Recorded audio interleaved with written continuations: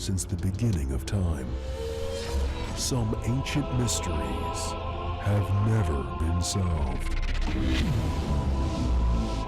To take an unforgettable journey where no one has dared to go for thousands of years.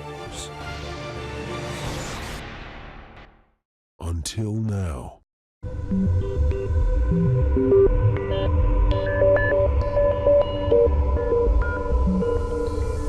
While modern-day scientists search the heavens for some sign of intelligent life, others have focused the search to Earth itself.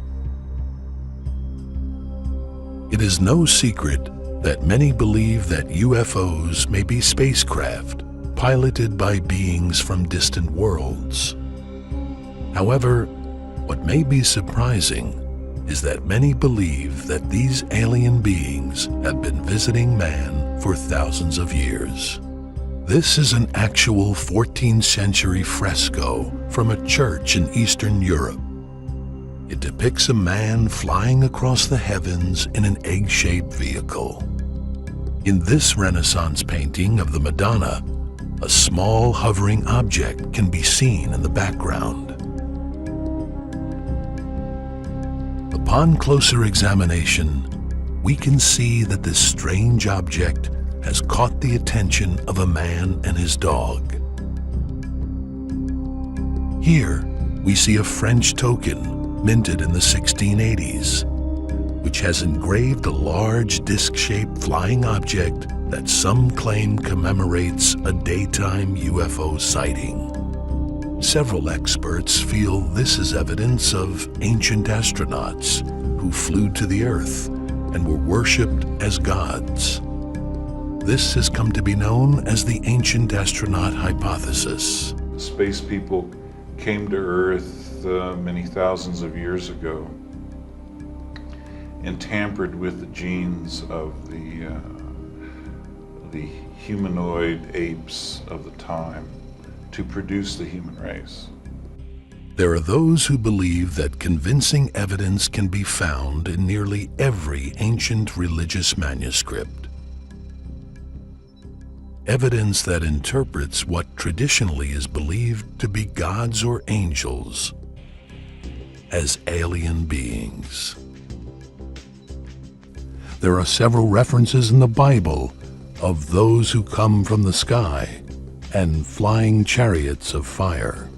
In the book of 2 Kings, a chariot of fire appears and takes Elijah up to heaven in a whirlwind. Many interpret this event to be one of the first UFO abductions. It is also believed that these ancient flying gods provided mankind with the technology to create the many unexplained architectural wonders of the world. What we now know, for example, about the Incas and the Mayas and ancient Egyptian civilization, which seems to suggest, I'm becoming more and more convinced personally of this, that we do in fact have some lost civilizations. While across the Atlantic Ocean, another ancient civilization has created another mystery that some claim could only be of extraterrestrial origin. Scientists claim that the early Peruvians, known as the Incas, carved these strange figures on the Nazca Plains. But these figures are so large that they can only be seen from the air. One figure alone stretches over 275 yards. But what is even more bizarre is that 200 miles away, on a plateau at the foot of the Andes, exists another figure. This 840-foot candelabra points directly to the plains of Nazca.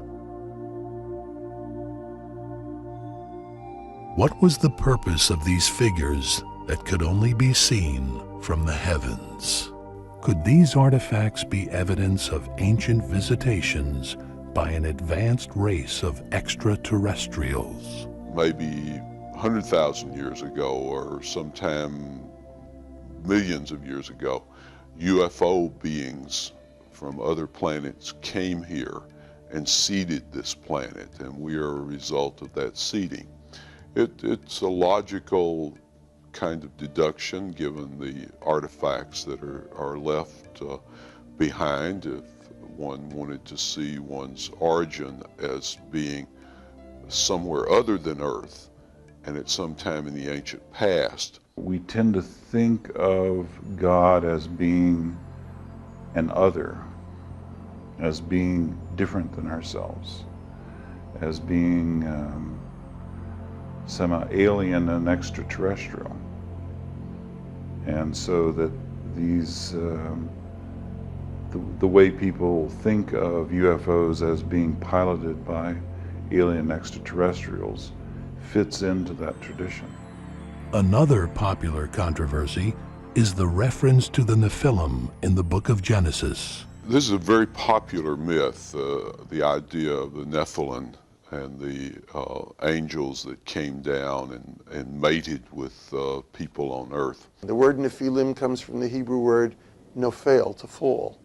They sort of fell out of grace. And according to legends, they came down, they had sexual relations with the people on Earth. It's been very popular in UFO circles to say, well, this is an ancient reference to what today we call UFOs. Angels, the meaning in Latin, angelos, is messenger, nothing else. So we show always beautiful little boys or with wings. This is a symbol to say people, messengers from space who can fly. So when you don't know how to make an airplane, you think that all which can fly has to have wings like birds. That's the image which created this beautiful but poetic image of angels. But it's the real angels are coming in UFO. Carl Jung, the famous psychologist, referred to UFOs as technological angels.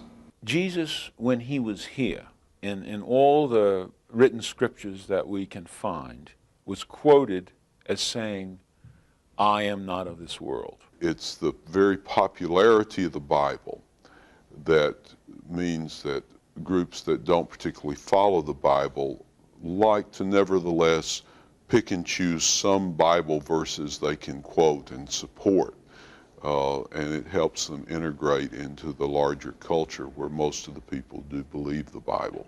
Jesus, Moses, Muhammad, Buddha, Gandhi, these are names that everybody recognizes as being sincere, evolved souls, very advanced beings who have come to our planet to help planet Earth move forward. Other teachers have come, Buddha, Krishna, to name just two more.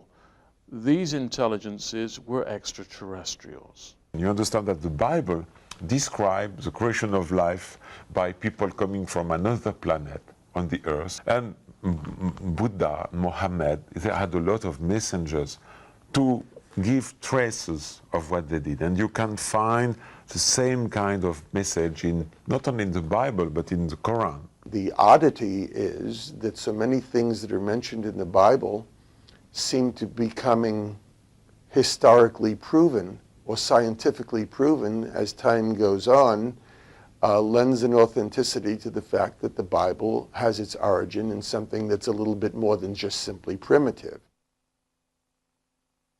Extraterrestrial activity didn't end in biblical times. Our modern UFO history has taken on a life of its own. UFOs have gotten a lot of publicity over the last 50 years, and it's like this is the new, kind of our new window on the universe, if you will.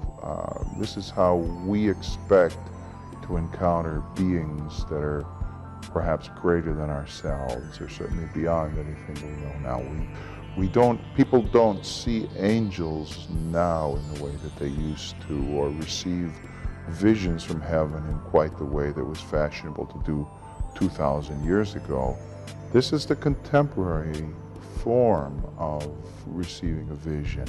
The vision that began the UFO movement, most will agree, was in 1947, when a pilot named Kenneth Arnold spotted 9 silvery disc-shaped craft flying over the Cascade Mountains in Washington. He later described to a reporter that they flew like a saucer would if you skipped it across the water. From that, the term flying saucer was coined. The story that you read in the books, in the magazines, or that you hear on the TV shows about a particular UFO case is almost invariably it's a very polished, finely honed story, and all the rough edges have been kind of knocked off and smoothed down. But it's those rough edges that you have to find in order to find out what was there. What really crashed in Roswell, New Mexico shortly after that in 1947 still remains a mystery. People claim that a UFO crashed in Roswell. Of course, there is no alien wreckage or anything like that to be found. Supposedly not a disc-shaped craft, but a rectangular or heel of your shoe-shaped craft. Hit the bluff right directly behind us here. We have photographs of what was supposedly recovered, and in fact, it appears to be what we think it is, which is just the remnants of a balloon, an airborne reconnaissance balloon that came down. But people have been spinning the tales over the last 50 years, and the story just gets better and better. Now we have multiple crashes, multiple crash sites, mid-air collisions, bodies over here of little aliens. It did have 5 occupants, and they all passed away shortly after the military arrived. We have lots of stories. What we do not have is any evidence of any kind that any of this is true. To pacify public inquiry and squelch rumors of government cover-ups and disinformation, an official investigative team called Project Blue Book was organized to look into Roswell and the hundreds of sightings that followed. Although more than 94% of the cases were explained away, more than 700 were not, and are officially unidentified flying objects. When the wave of close encounters began shortly after, many of these contactees claimed to know the meaning behind these alien visitations and believed they were of a religious nature. From the very beginning of the UFO era in the 1950s, right almost from the very start, people were claiming to have received religious messages from the Space Brothers. Some who have claimed to receive such messages have started New Age religions or cults based on their contact with these alien gods. Certain groups have taken this belief as far as committing mass suicide. In March of 1997, 2 cults chose to die for their belief. The first was in Canada by a New Age religious cult called the Order of the Solar Temple. The second was by another that has received more attention than any other New Age cult, the Heaven's Gate religious organization. On March 26th, in a small San Diego suburb, 39 members committed mass suicide after their leader, Marshall Applewhite, asked his followers to join him in death. Applewhite, who claimed to be Jesus reincarnated, said there was a UFO accompanying the Hale-Bopp comet. This UFO would bring the followers to be reincarnated on another planet. But experts believe that cases like Heaven's Gate are rare. The Heaven's Gate group didn't do religions as such much good because there are a lot of people who, after the Heaven's Gate group, would say that's what's going to happen in any of these groups if you let them loose. My personal feeling is that by all odds, most of these groups are not like that. I think that there are signs, and that there were signs with the Heaven's Gate that it could blow up, or in this case, implode. And One of those traits is that it's antisocial. The Heaven's Gate group had turned in on itself very, very early. As it did that, it increasingly decreased over a period of time. And its final core was only down to 40 people. From at one point, they had as many as 100, 200 people who had joined them. And at the point, they began to talk about suicide internally. Despite negative press created by groups similar to Heaven's Gate, the UFO phenomenon continues unabated. It has become an entertainment and cultural phenomenon, growing more popular every year. Once we got Steven Spielberg making all kinds of movies, then people become more accepting of claims of close encounters and of ET interactions. This close encounter culture over the last several decades has given rise to a number of groups who have turned their belief into true faith. What we have is the Urantia book, a 2,097-page volume, which is a history of our planet. And Urantia is what other people from other worlds call our planet. So it's the Earth book. And it's the Earth book for all to hear and see. But what we have here is a condensed version of the Urantia book, which focuses on the 4 previous only universal government-approved alien missions to Earth. And there's only been 5, and the Urantia book is number 5. Jesus was number 4. The major UFO religious groups that have emerged, most of them emerged in the 50s and 60s, center their life around these superior UFO beings. Like the other groups, the Urantia book is a channeled book from an individual. Unlike the other groups, the person who channeled the book is not a person who's known to the members. He was a person who wanted to be anonymous. When we come back, we'll delve deeper into the world of the Urantia Foundation and 3 other UFO groups to uncover their philosophies and why they feel the answers to the mystery of life in the universe can be found among alien beings. One of the major sources for new religions are people who profess to have had a special contact with a transcendent source, an angel, God, ascended masters, or whoever. So it's not surprising to find among the UFO groups that the overwhelming majority of the leaders operate as people who are bringing forth a new revelation. And of course what makes them unique is they're bringing it forth from the Space Brothers. It was the first book on Earth to claim to have been authored by alien beings not of this world. And this book is a cosmology, which a philosophy and religion and science, which takes us from this planet all the way to paradise. The Urantia book portrays reality as a progressive evolution containing interplanetary reincarnation, meaning that your spirit lives on and you get a new body on each succeeding planets.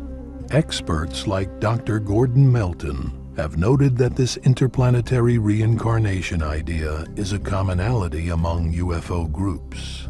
It's an idea that first came up in spiritualism in the late 1800s, but has been passed on through, and it's become pretty much the bailiwick of UFO groups.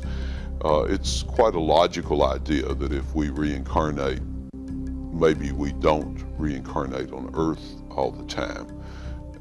Actually, there are so many people on Earth right now that we don't have room in Earth's history for all the incarnations that could have been in the past.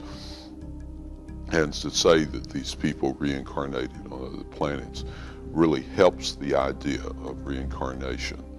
After your life, your first life in the flesh, you are brought before a tribunal of judges from paradise, and they decide upon your motivations in life.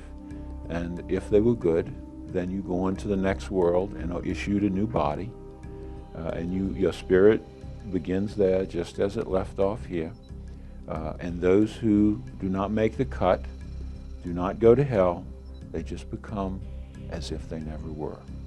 The Urantia book claims to have the answers to creation, yet it mixes its own philosophies with figures found in the Bible.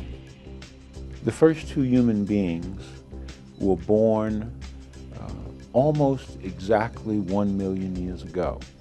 They were, according to the Urantia book, they were born of lemur-like, ape-like creatures. Human beings lived on this world in a semi-savage state for 500,000 years. And then the universe government decided to send their first mission here. Adam and Eve were biological scientists trained for 12,000 years together on our system capital called Jerusalem. The Urantia book explains that the different races of the world were born out of an unusual circumstance. In northern India, there was a gigantic racial war, probably the greatest racial war in the history of the world. And it ended with the 100 superior families that were the finest fighters, most intelligent people. And out of one of these families, an incredible thing happened. In one family, all of the colored races of this world were born. They say in the Urantia book, they purposely put colored races into the world where they're different so that the inhabitants can prepare for their universal career by gaining tolerance for creatures that do not look like you. The third alien mission to Earth, as described in the Urantia book, set the stage for the arrival of Jesus. Jesus is one of 700,000 what they call Michael sons. These Michael sons are the creators of all the universes of time and space. Jesus, among others, was thought to be an alien who came from outer space. That's not an entirely new idea.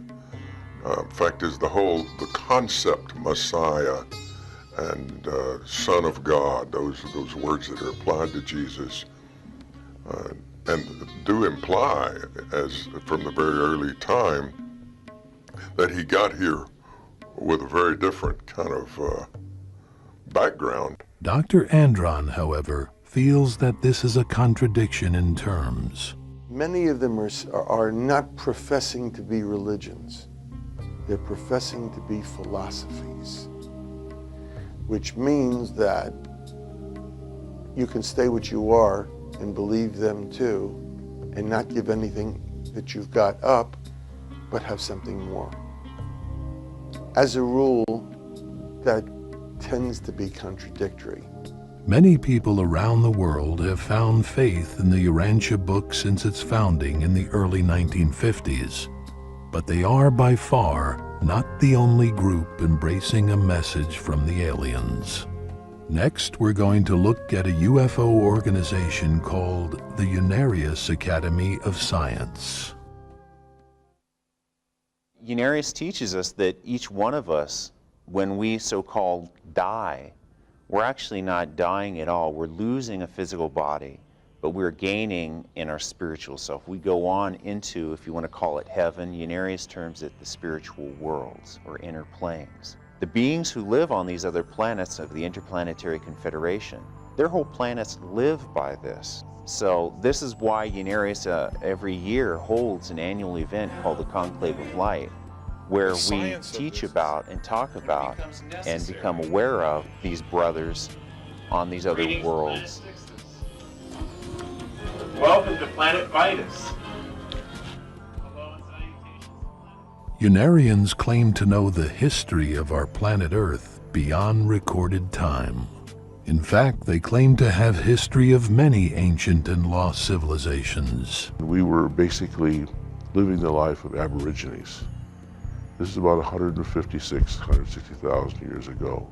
This civilization reached a tremendous height, and it was the point where everything was running very smoothly and progressively. Spiritual leaders were treated with respect, and everybody treated each other with respect. But there was a little bit of the past came up in certain individuals, and all of a sudden the control factors came in. We formed together and returned to do what we were doing in an area called Orion. An emperor had a motivating factor of, let's take over and help people, but guide them in the way he wanted things to be done.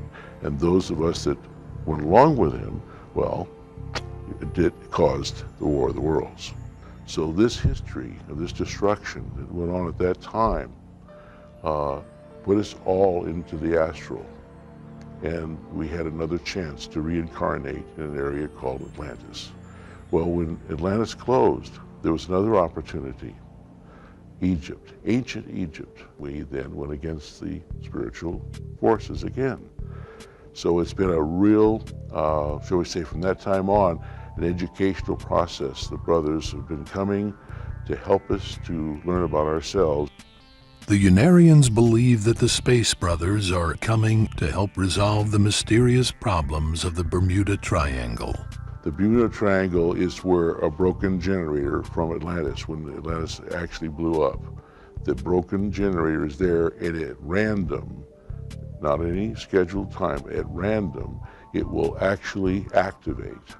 And it brings in tremendous energy to where a person, if they're in that area at that time, they'll disappear, move right into the fourth dimension. Unarius says that they attempt to explain the origin of atomic life within new interdimensional science. Well, that sounds very nice, but it's a lot of mumbo jumbo. What is atomic life? What is interdimensional science? They have no experiments or scientific publications or anything like that that relates to any of these things. Those are just terms that they're tossing around. Who is responsible for founding this New Age philosophy? Dr. Ernest and Ruth Norman are really cosmic visionaries. You see, they're really people who came to Earth for a mission. And that mission was to raise the consciousness of the people on Earth as to their true spiritual identity. The future of the Earth world is positive, progressive. We promise you. This is a good sample of our Unarius library. We have over 150 books printed. They all represent a different facet of Unarius.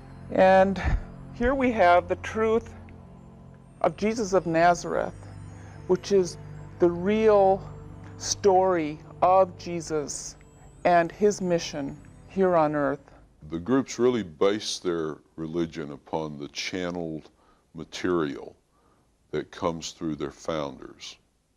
And in the case of Unarius, there are 50 books that they have that cover all kinds of topics.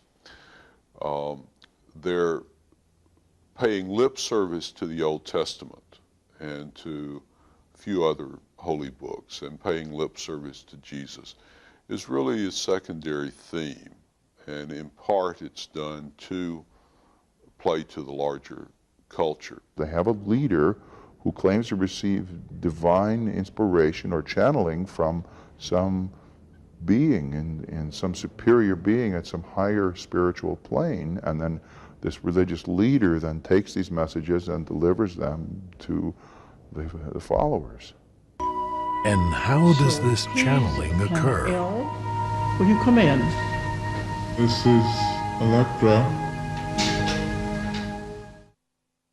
This model of a future city on Earth was channeled to co-founder Uriel. And as you can see, there's a fence all the way around, which isn't really a fence, but it's kind of like a circular area where we have the different hieroglyphics and different sculptures and carvings in the side that tell the story of the planet. The cities on the higher spiritual worlds are very geometrically and beautifully designed. Welcome. Being a member of Unarius means embracing these visions, messages and teachings from the Space Brothers. A life-altering decision. My whole life is completely different than it was before. It's love in action. It works. It's not a simple philosophy or a worship of some other thing or some entity. It's an actual working principle of life. When we return, we'll learn of another group who claims to be bringing forth information from the aliens about our past, present, and future. The Raelian movement, like Unarius, brings forth messages from alien beings. However, the nature of the messages and method of transmission to the founder, Rael, are separate and distinct. Communicate their messages. Well, I think that the Raelians have the most distinctive beliefs.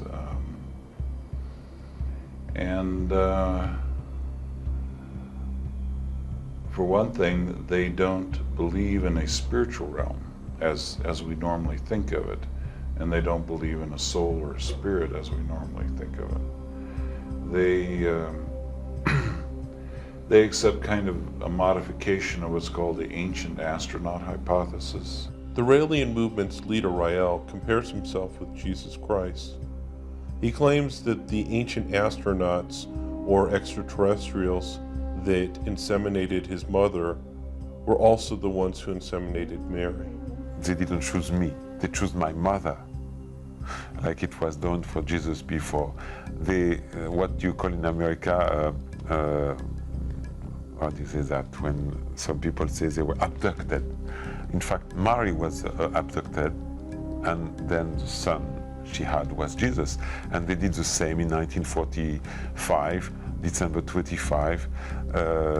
They took my mother, and my father is also one of them. And they took me aboard the UFO, and we traveled on the planet where they live.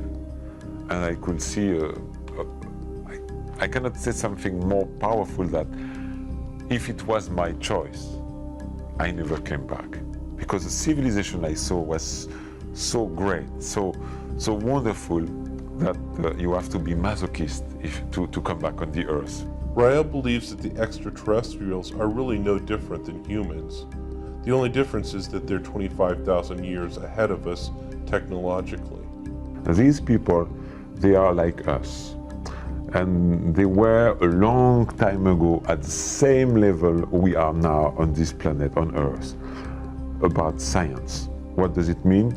We start to create a life in laboratory, thanks to DNA, genetic computation, cloning, and at the same time we start to travel to explore our universe. And they came on the Earth a very long time ago. There was no life, nothing. And they built big laboratories. And thanks to DNA, genetic combination, cloning, they did create all life on Earth. And that means plants, animals, and eventually men in their image. The Bible describes the creation of life by people coming from another planet.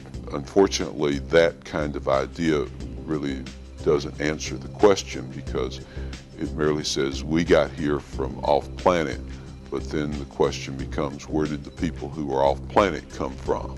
So it just pushes the idea a little further into the back, doesn't really answer the creation question. Rael believes he has the answers to the creation question and more. So at the beginning they came, they created life on Earth. It was just a scientific experimentation for them. Then they realized they had been created by the same way, and that we are it's a cycle, and we human beings will do the same. What's interesting is that the Raelians believe that the Elohim created mankind. Elohim is a Hebrew name for God, in the first book of Genesis. Now, Rael actually uses this word, Elohim, in plural, trying to say that there's not one God, but many gods that created mankind. They gave to human beings the Bible, and they sent some messengers on the earth. You remember Moses speaking face to face to not God, but Elohim at the top of the Mount Sinai. It was speaking with them. Of course, Moses was speaking with them.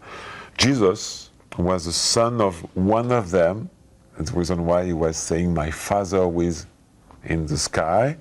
Jesus was his father was one of these people, the Elohim, and the girl from the earth, Mary. Most of the new UFO groups have taken their basic teachings out of either theosophy or spiritualism from the past. And one of the things that they have done is adopt an understanding of the Bible that's kind of picking and choosing what they would like to see and have, and ignoring all the rest. Rael claims that the Bible and the many prophets were sent by the Elohim for an express purpose. In the Veda, Buddhist Veda, in the Himalaya tradition, in the Inca tradition, everywhere in the world, they gave some proof of what they did. So now they can come back and say, "We are those who created you a long time ago." And the mission they gave me is to spread this message and to build an embassy.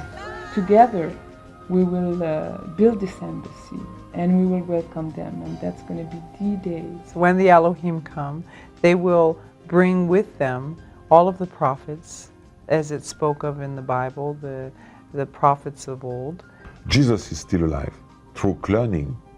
When he died, they take a cell and give him another body, and they know, thanks to this very advanced science, how to transfer memory and personality from one body to another body. And so through cloning, Jesus is alive, Buddha, Muhammad, all the big religious leaders of the past are alive, and we'll come back with them in the embassy in order to unify the planet. Well, many of the people that become Raelians are people that can't really relate to traditional religious theology, so they're looking for an alternative or maybe a form of escapism. I was raised a Catholic. I didn't understand that religion. It was filled with, it was like a dichotomy between me and the religion, because I had certain feelings as a young girl, but this religion was telling me that these feelings were bad and they weren't good, so I didn't know what to believe. These groups are replacements for the family. So there's a family structure that people do not have, or wish they had a different type of family structure. Specifically, there's a family structure that's too strict, too rigid, and the person is treated like an imbecilic child, and they have no respect at all given to them. They're just a child, and that's it. So here this person leaves that type of family structure, finds a very accepting, loving group, and they belong to that. Not only are the Raelian views on the creation of life unique, but so are their beliefs about the afterlife. If you're a Raelian and you die, you're supposed to have your pituitary gland cut out of your head and put in deep freeze. And then they will, the Elohim, when they come, will regenerate you whole from your pituitary gland. When a person dies, they can be recreated to live another lifetime. This is the first step. The second step would be, to implant the memory of the previous life, so that way the person lives on forever through one body after another. When you die, they check the computer to give you an image, which recorded everything you did in your life. And if it's positive, they give us this wonderful gift to have eternal life on their planet. And I went in 1975 on their planet, and I saw with my eyes, physically, human beings who were dead on the earth and recreated on their planet. How does this cloning process work? Everybody speak about cloning. Let's summarize a little bit cloning. Now what we can do is take some cell of somebody and create a baby. And this baby is a new human being. The second step is when we will be able, through accelerated growth process, AGP, this is the technique the Elohim use. We take a cell from your body and we can create directly an adult replica of who you are, 17 years old, but like a blank tape, without memory, without personality, without education.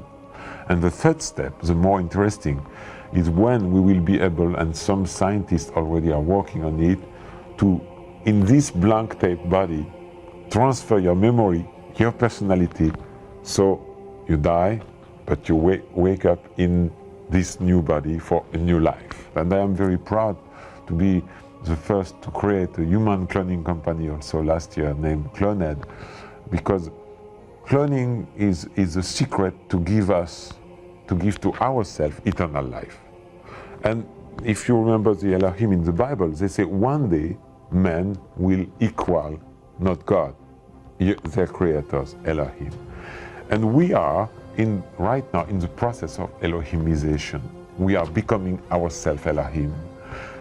Why? Because we will go on another planet and create life.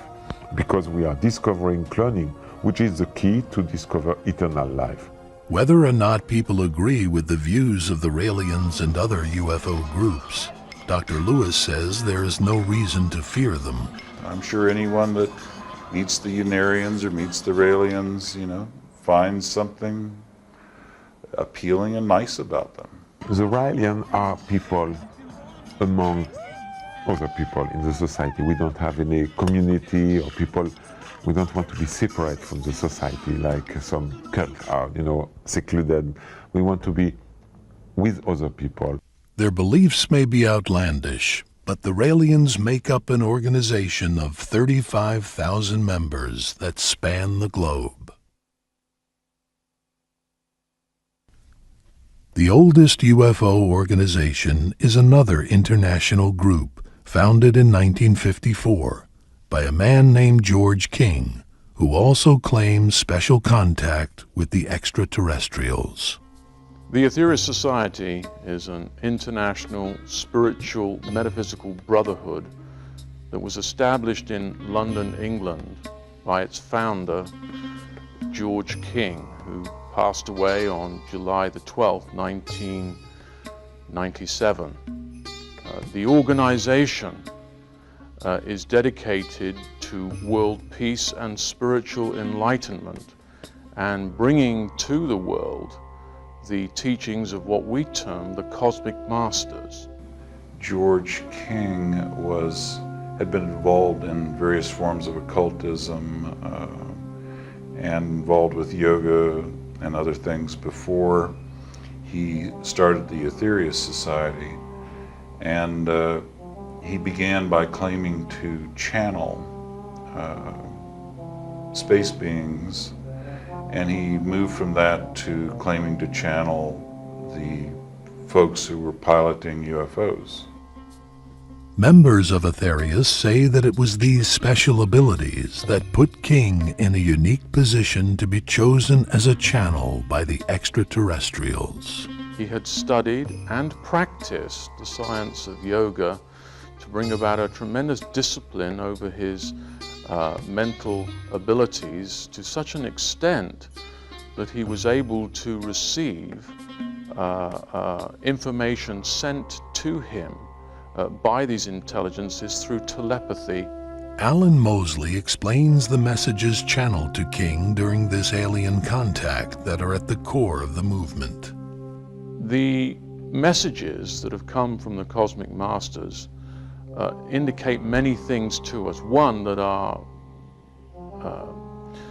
foray into atomic experimentation was not a very wise thing to do, because they have said many times that we have only been able to measure one aspect of radiation. They can measure the other 6, and that it does affect our world in a very negative manner. George King addresses the core of religion, claiming that the cosmic masters revealed the secrets of the origin of life and the afterlife. They have stated that most people on this earth came from a planet that they refer to as Maldek, a planet the remains of which is the asteroid belt that orbits between Mars and Jupiter today. We had to go somewhere as a race of people, and the only suitable place to gain experience was this Earth. And so we destroyed a planet many millions of years ago, and then 2 of our own civilizations on this world, Lemuria and Atlantis. And what the Cosmic Masters have been trying to do desperately since the 1940s is to help us evolve quickly and get back on the spiritual path to avoid causing ourselves another catastrophe like we have 3 times in the past. Man on this earth dies, goes to the subtle realms, is there for a while, then reincarnates back to gain further experience and hopefully to evolve. Dr. Lewis explains that their reincarnation theory is simply a new twist on an old idea. What many UFO religions do is to take these ideas of spiritual masters and other spiritual realms and substitute people who are on the UFOs, the Space Brothers. There are other intelligences who come from outside of this solar system, who come to this Earth to observe and to learn. They have different bodies sometimes. They come from very, very different environmental backgrounds, but they very much actively cooperate with the Cosmic Masters if they're coming to this Earth. Many skeptics question the possibility of space travel as it relates to these UFO groups like Aetherius. There's no reason that interstellar travel is impossible. However, it would have to take a very long time because it takes light, which travels at the ultimate velocity, many years to travel between even the nearby stars, and then as we get to distant galaxies, we're talking about hundreds of thousands and indeed millions or many millions of years just to get between the galaxies. And of course, it's not merely that it's difficult to accelerate to the velocity of light, it's simply not possible because you would need more energy than there is in the universe just to get up there. And even if you get close to the speed of light, then you would need tremendous amounts of fuel, not just to speed yourself up, but then to slow yourself down when you get there. You'd never be able to come back. Every little interstellar molecule you'd hit would have such force that it would be like being sandblasted with a machine gun. But the Aetherius Society believes that these are only practical problems as far as we know it, with the limited knowledge that we have on this planet. Scientists say categorically now that speed of light is the ultimate velocity, but don't forget that the same type of scientists said many centuries ago categorically that Earth was the center of the universe. The Aetherius Society has their own view of the universe and mankind's role in it. Dr. Melton explains that their cosmic concept deviates from the traditional view, as do most New Age groups. Christians, we think of ourselves as being creatures of God, something God created. But within the New Age movement, most often people think of themselves as either being a spark of God inhabiting a body or being God themselves. As far as our cosmic concept is concerned, we believe that God is everything in creation. One of the elements that might surprise a lot of people is that the information from the Cosmic Masters indicates quite definitely that the Earth, and indeed other planets in this solar system, are living intelligences. What do? Well, we're still exploding nuclear weapons in its body. Not too bright a thing. People often wonder why earthquakes happen. It's no great mystery, is it, really? One of the most popular missions that we perform in the Aetherius Society is known as Operation Prayer Power. Through the course of a month, people come together in the temple here and other places around the world, and they say a mantra and prayer, and they invoke tremendous spiritual energy, and it is put into a battery, a radionic battery, which can store spiritual energy. And then when a catastrophe happens, such as an earthquake or a famine, this energy can be released in a very, very concentrated form and sent to that area and really help relieve the suffering. The Aetherius Society believes that the cosmic masters will one day come into the earth and confirm their existence, but they make no grand predictions as to when this ship will land. There is a cosmic law saying that if you don't have enough wisdom with the level of science you have, before you're capable of going out of your solar system, you destroy yourself as a humanity. I think for most of us who look at UFO groups, view them in much the same light as we review UFOs. We think it's possible that there are extraterrestrials somewhere. We think that at some time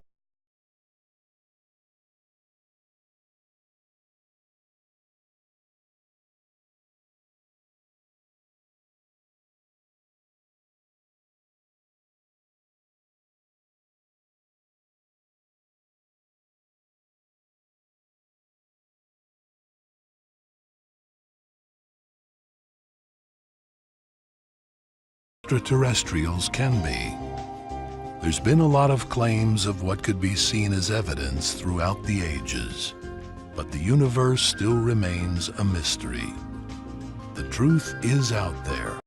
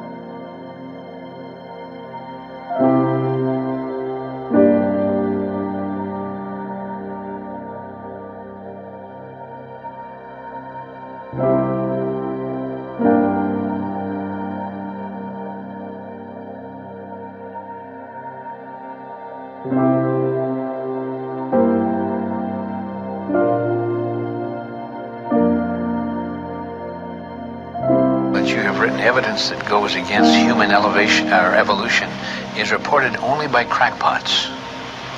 Now this is one of the standard techniques that the scientific community tries to use against anybody that reports something that goes against their ideas.